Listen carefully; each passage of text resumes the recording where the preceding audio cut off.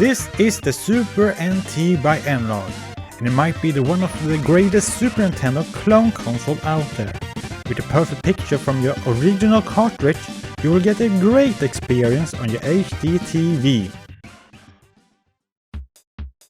The Super NT is a small console with a dimension of 13 by 16 by 4 centimeters. It's a solid little package and feel high quality. It comes in 4 different colors: black, classic as North American color scheme, SF as in Super Famicom PAL color scheme, which I have, and transparent.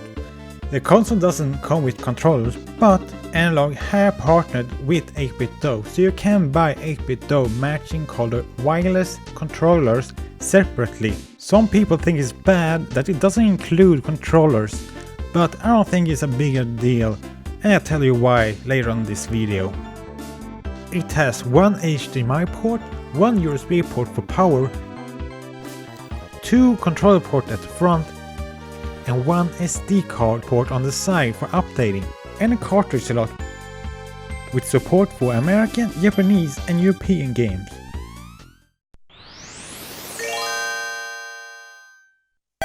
It even supports the Super Game Boy, so you can also get the perfect picture for your Game Boy games as well. Note that you need to go to the settings to get sound.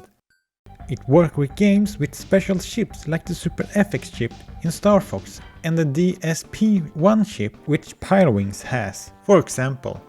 N-Log says it supports over 2000 games, and I have not got any problems with my games so far. I have played multiple hours with this console, so far so good. I don't have the EverDrive or the NES to SD, but I do know it does work with it too.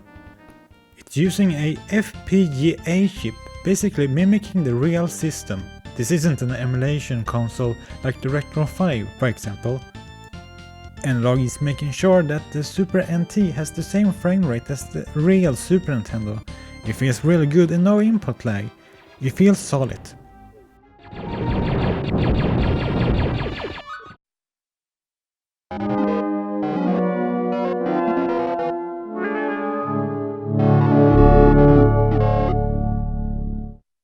Starting the console, you will see the analog intro, which can get annoying after a while. After the intro you get to the menu, which here you can start up your game, go to the settings or pick up the 2 included games. In the menu settings have a lot of features like scanlines to simulate a CRT screen. It has a scaler that makes the pixel more rounded. Also in the menu you can choose your video output between 480p, 720p and 1080p in 60Hz and 576p, 720p, 1080p in 50Hz.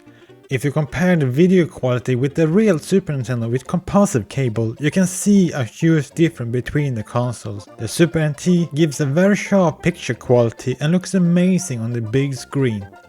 I don't have the best RGB cable, but here's the comparison with the cable I have.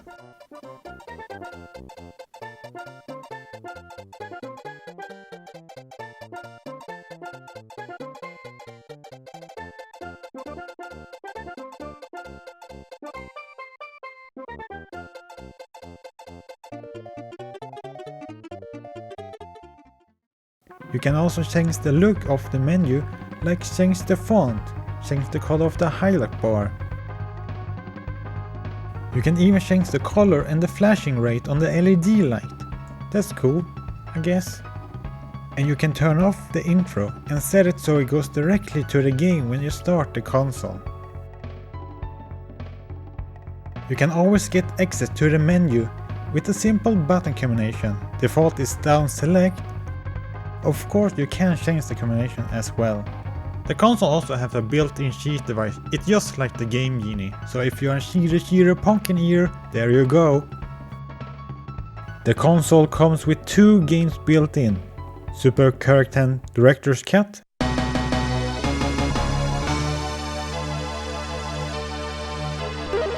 and Super Karakten 2.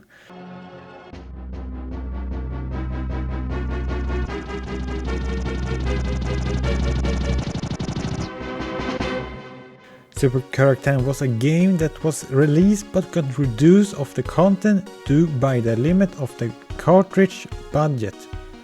But now we get to experience the game as intended. The difference between the original with the director's cut is the director's cut has one more level, some game details and some weapon functionality. Super Karak 10 1 and 2 are really fun to play, and speaking of Super Karak 10, you also get an empty game box. Neat! If I had to say something that I didn't like, is two minor things. One minor complaint is it doesn't include a European or other different power adapters, only American style power adapter. But it doesn't really matter that much because you can just use your old phone charger adapter. I'm using this Samsung adapter and it works fine. Or I'm using the TV USB port, works fine as well. If Analogue is watching this, maybe consider those power adapters you can change the plug on. Anyway, so not a big deal, but would be nice to have one directly from the box.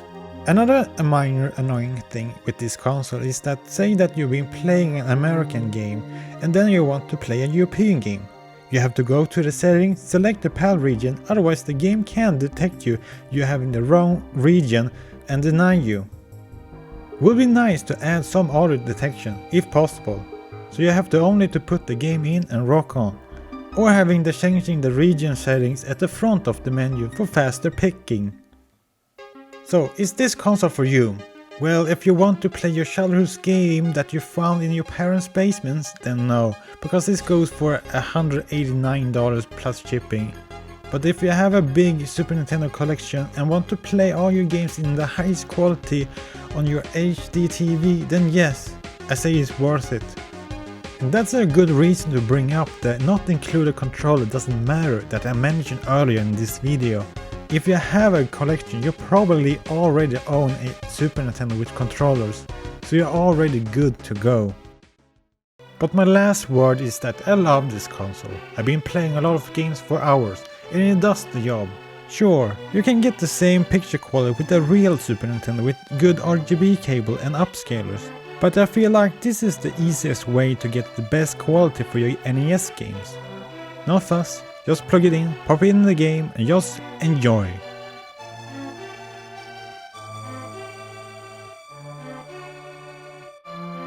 Thanks for watching my very first review, I hope you like it. If you want to see more Super NT in action, I have a Twitch channel, Retro Johan, link in the description. Okay, bye bye!